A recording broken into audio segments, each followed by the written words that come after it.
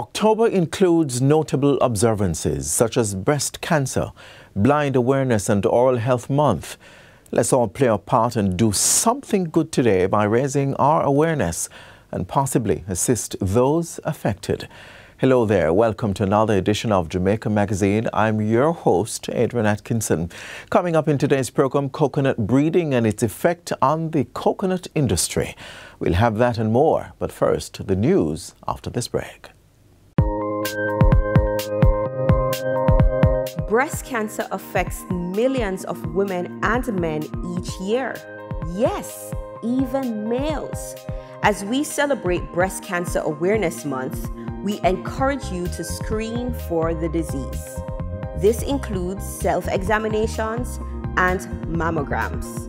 Remember, early detection saves lives.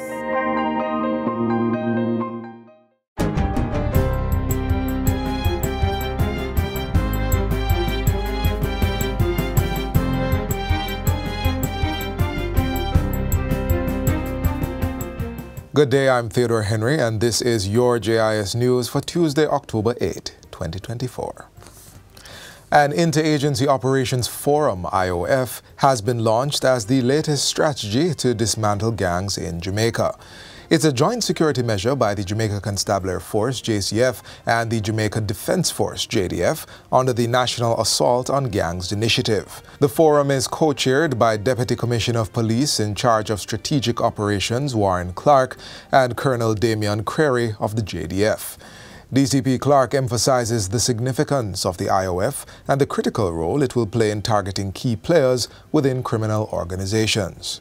The public can expect high invisibility of the security forces across communities island-wide, where joint teams of police and military officers are executing targeted operations based on intelligence, investigative findings, and operational expertise. We are focused on apprehending wanted and other individuals who are at the center of violent crimes. I can assure you this is already yielding positive results. DCP Clark says the national assault on gangs remains a top priority for the Joint Security Forces, and this latest initiative underscores the commitment of restoring safety and security to communities across the island. He is urging the cooperation of citizens to share information via Crime Stop at 311, Police Emergency 119, NIB Tip Line 811, or the JDF Tip Line at 876-837-8888. As we intensify this national campaign against gangs, we seek the full cooperation and engagement of the public. Your trust and support are critical to the success of this mission. Together, we will make Jamaica safer, dismantling the criminal networks that hinder our development and the peace of our communities. The Interagency Operations Forum is comprised of key members of the JCF's area commanders, JDF battalion commanders, and representatives from the Major Organized Crime and Anti-Corruption Agency, MOCA. It will serve as a central point for planning, intelligence sharing, and operational coordination across the country. Meanwhile, the Jamaica Constabulary Force, JCF, is reporting an overall 14.2% reduction in major crimes. The comparative figures for January to October 5 this year show 116 less rapes, or a decline of over 30% compared to the same period last year. Looking at robbery, that went down by 19%, or 114, while there were 197 fewer murders, a fall of 18%. In relation to shootings, this went down by 6.5%, followed by break-ins at 3.9%. In other news, the Heart NSTA Trust has introduced its Trainee Support Services initiatives, which includes the Alumni Engagement and Leadership Development Programs. These initiatives are designed to enhance collaboration among alumni, support career development, and foster leadership skills. During the launch event in Kingston, Executive Director Dr. Tanisha Ingleton emphasized the importance of a strong alumni network for advancing technical and vocational education and training. by integrating alumni into our current programs through speaking engagements, mentorship opportunities, and career development sessions, we will build a sense of belonging and help current trainees develop the competencies necessary to thrive in their industries. Dr. Ingleton highlighted the vital role alumni would play in connecting trainees with industry opportunities through mentorship. The benefits of alumni engagement are many. For our institutions, engaging alumni fosters loyalty, builds public confidence, and strengthens our reputation by showcasing the success of our former trainees. So these stories of success inspire future trainees and serve as a testament to the transformative power of TVET. To date, more than 613,000 persons have been trained and more than 254,000 certified by the National Council on Technical and Vocational Education and Training, NCTVET. The Ministry of Education and Youth is reporting that almost 400 schools across the island are now equipped with ramps designed to enhance accessibility for students with disabilities.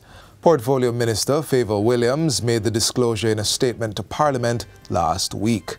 While acknowledging the significant progress made, Minister Williams emphasized that achieving full accessibility remained a work in progress.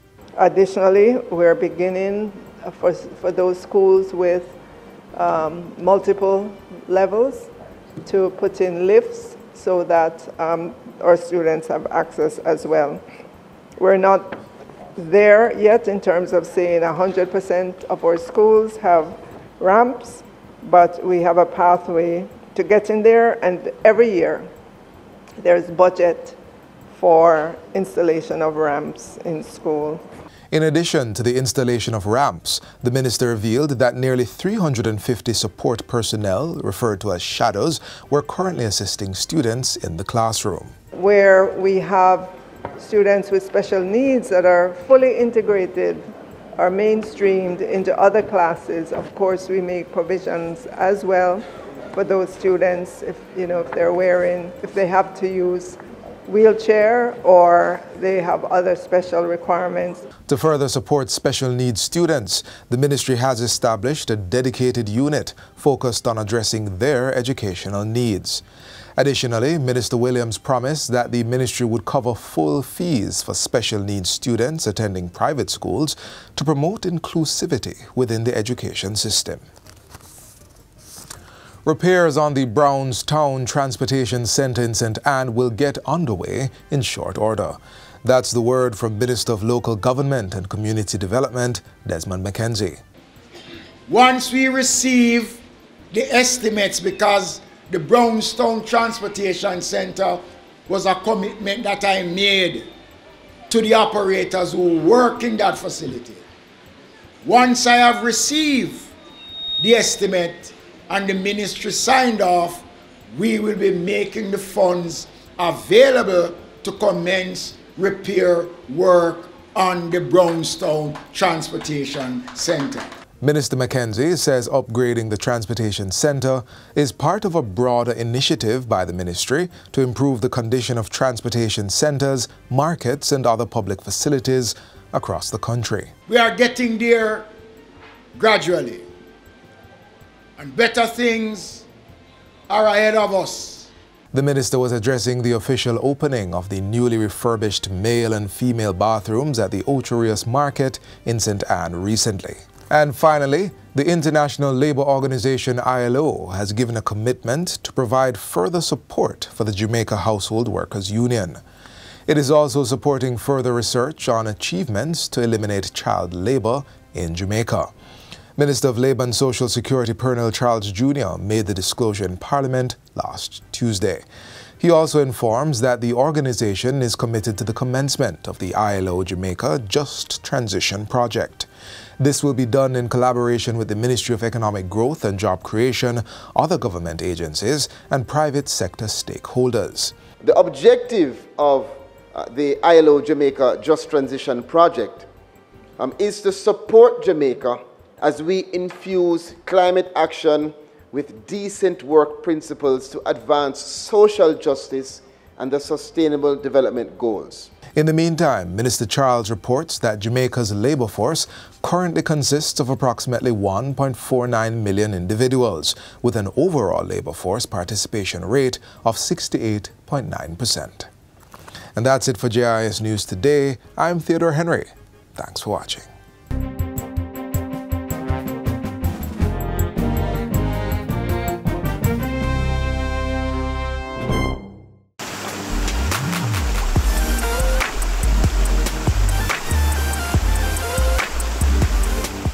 Prime Minister Dr. Andrew Holness was in India most of last week. Let's find out the outcome of his trip in Jamaica House Weekly.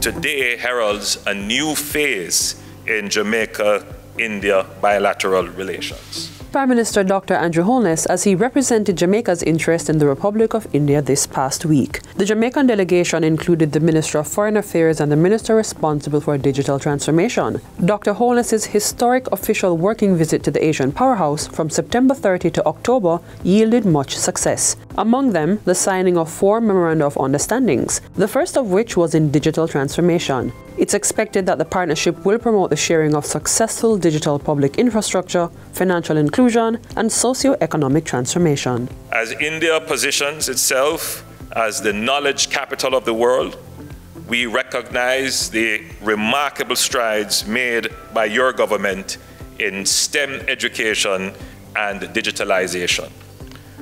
We therefore look forward to learn from India as a beacon of technological advancement in the global south, as the government of Jamaica seeks to equip itself and its people with the relevant skills to navigate this changing and dynamic world. Cooperation in sports and culture were also reached, and eGov Jamaica Limited and National Payments Corporation of Jamaica signed an agreement to facilitate cross-border payment for goods and services. I've just bought some lovely flowers using the universal payment system here in India. You use a payment app, and it is so convenient, it is so easy. Prime Minister Holness welcomed the deepened relations between both countries. Our discussions touched a range of issues of mutual interest, including health, agriculture, digital transformation, film, education, sports, tourism, and many other subjects. In light of my administration's effort to enhance the safety and security of our citizens, with a focus on strengthening the national security infrastructure and enhancing border security, we see India, a global leader in technology-driven security solutions, as a natural ally. Friends, Jamaica is ready to do business. Prime Minister Dr. Andrew Holness's rallying call for investments as he addressed a meeting with the Confederation of Indian Industry, CII. He outlined several opportunities for growth on the island, including tourism, infrastructure development, renewable energy, animation, medical tourism, and health. The Prime Minister also proposed joint research projects and technology transfers between Jamaican and Indian companies. To enhance Jamaica's research and development landscape, particularly in the areas of biotechnology, as well as product and drug development using Jamaica's natural resources. We also want to welcome Indian companies providing software development and maintenance, cybersecurity, back office, finance, and accounting services. Dr. Holness also pitched the establishment of an information technology IT hub in Jamaica to the Confederation of Indian Industry. A nearshore IT hub in Jamaica would offer seamless solutions for U.S. businesses looking to collaborate with technology teams without the complexity of traveling long distances to India. It would also mitigate the logistical challenges of time zones and travel for US clients. So on both ends, from the Indian side and from the North American side, Jamaica could be that central connecting point. We would like to see the establishment of an India InfoCity in Jamaica, modeled after the successful IT hubs in India. The Prime Minister shared possible ventures in agriculture, agro-processing and manufacturing for export to North America and Europe. The value proposition of Jamaica as a nearshore light manufacturing location and one for investment in agro-processing is enhanced by the fact that companies incorporated in Jamaica have access to preferential trade agreements with the US, Canada, and the EU. Mr. Holness extends an open invitation for a delegation to visit Jamaica and explore firsthand the available opportunities. We are the gateway for Indian innovation to the Americas.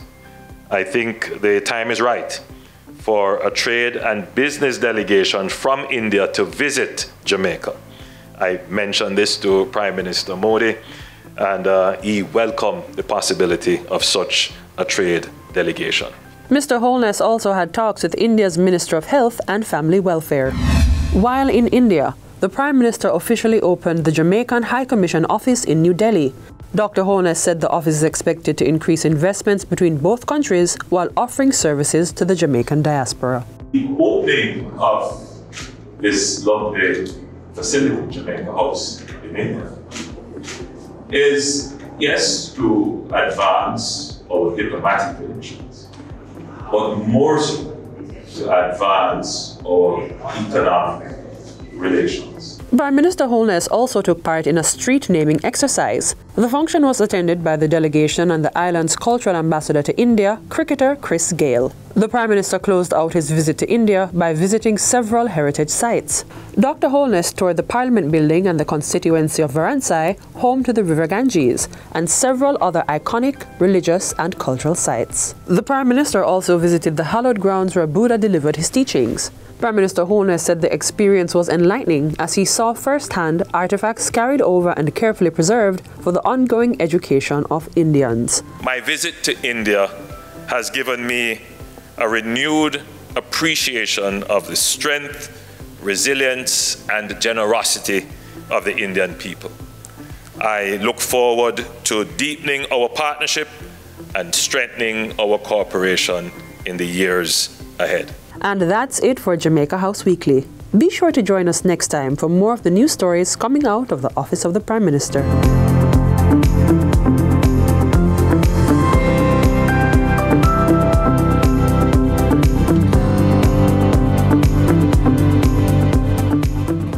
The Ministry of Finance and Public Service is presenting the At Your Service Expo as part of Customer Service Week 2024. Attendees can explore over 20 booths featuring information sessions from the Ministry's divisions, departments, and agencies. The event will take place on Wednesday, October 9, 2024 from 10 a.m. to 5 p.m. at the AC Marriott Hotel Rocksteady Ballroom.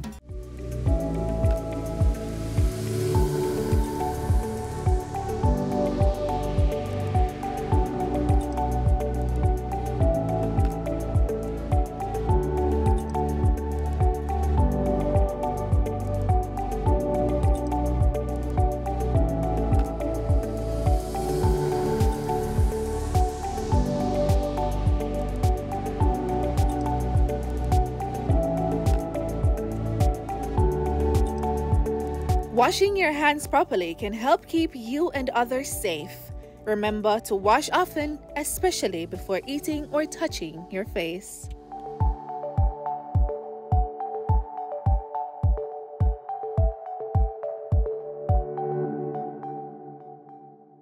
A cool, refreshing drink of coconut water is perfect any time of day. Plus, it's packed with health benefits. Government wants to sustain this burgeoning industry, and it's doing so through coconut breeding. Find out more next.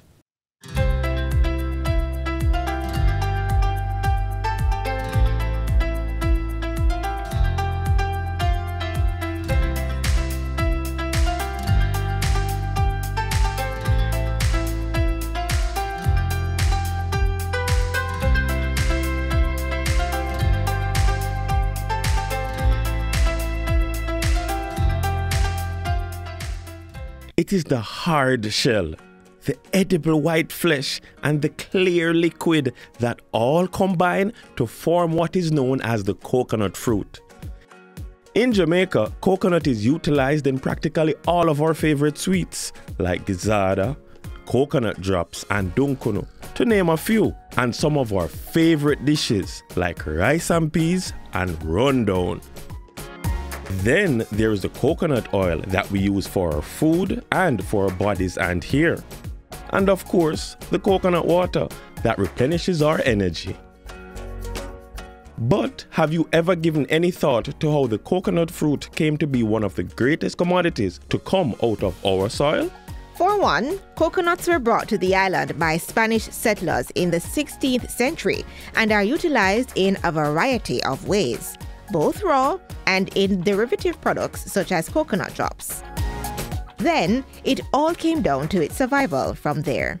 Coconut breeding in Jamaica started in the late 1950s, which was when the research department was instituted. Its main order of business was to find varieties or hybrids that were resistant to lethal yellowing disease, which was widely affecting coconuts at the time. Now, the Jamaica tall was grown extensively in Jamaica, but they were very susceptible to the disease and were dying in droves. The Malayan dwarf, however, that was introduced in the late 1930s was found to be resistant to the disease.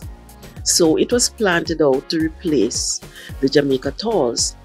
There was a problem, however, because in an industry that focused on copper and oil, the copper quality and oil quality was quite low, even though the plants were surprising.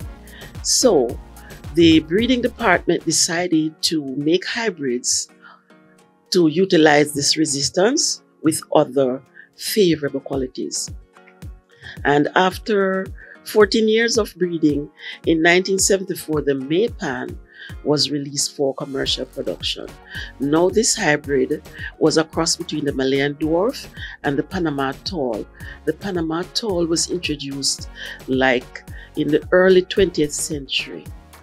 And so we had the best of both worlds, that it was early bearing, produced a lot of nuts, and good sized nuts, and reasonably good copper and oil quality. Further breeding was done to utilize other dwarfs that were introduced and cross them with the Panama tall to make other hybrids that turned out to perform just as well as the Maypan.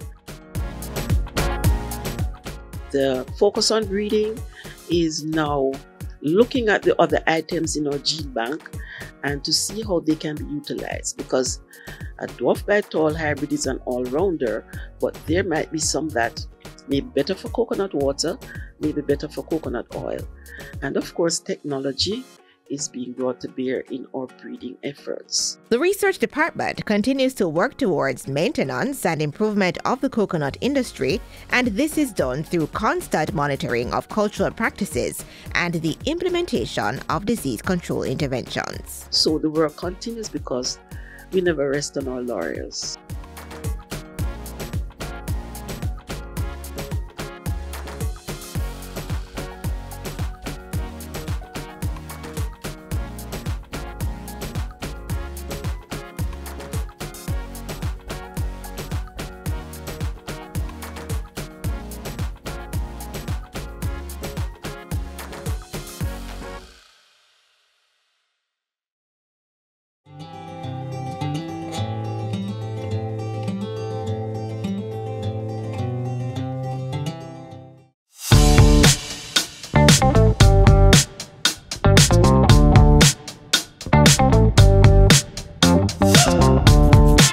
At RSS Natural Delights, we do coconut drops with a difference. So what we do, we take the old-time Jamaican traditional treat and turn it into a new look and taste. A healthier brand where we infuse fruits and nuts to our products. So as you can see here, we have sorrel jam with cayenne pepper, and we also have the original sorrel jam, coconut drops with cranberry, almonds, sunflower seeds, sesame seed, blueberry, coffee, and we do gizzada with raisin, cranberry, almond, and blueberry also. Why I choose to go in this direction, it was a personal reason, and where life hit me away, where I did have to take care of my 2 girls. And I didn't know how to do coconut drops. But the first time when I started to do coconut drops, it turned out watery because I didn't grow up with my grandmother. I didn't know anybody that made coconut drops. So when life hit me, I go to my bed and I got a dream. And as a spiritual person, I was talking to Father God, and that was it. I get to make coconut drops. A church sister, her name is Miss Brown. I saw her downtown one day and I said to her that, Miss Brown, can you help me to make coconut drops? And she said, yes, she can help me. She said it's just a one-time thing that, so I can help you to make it. So the first day she come and make it for me and I see where it's going, I sell it off the first day. So I was thinking big, I always think big, I always positive thinking. They said speak life over your life, and that was it. And I was looking to go far, not from a home basic, but to go both locally and international. And then when I sell off the first, I said, you know that this will hit the market. No, I said, Miss Brown, I sell off the thing, you know, you can help me to make it again. And she said, all right, cut up the coconut. I didn't know how to cut coconut at that time. The first time I cut coconut, it stick me in my hand.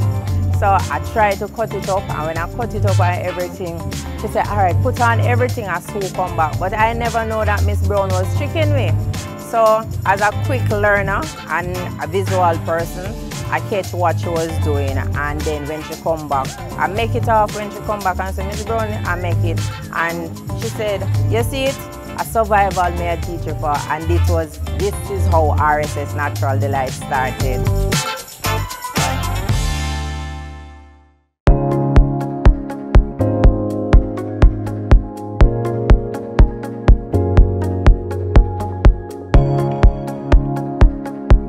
Practicing good oral health is essential in maintaining fresh breath and a healthy smile. Always remember to brush twice daily for 2 minutes with fluoride toothpaste to strengthen tooth enamel and help fight gum disease. Always brush in a circular motion using a soft toothbrush. Floss once daily to remove food particles between the teeth and the gum line. Use a mouthwash to clean areas of the mouth a toothbrush or floss can't reach. Change your toothbrush every 3 to 4 months. Visit your dentist every 6 months for checkups and cleaning. And be sure to drink water to keep gum disease, plaque and cavities at bay. Remember, good oral health is key to a healthy mouth.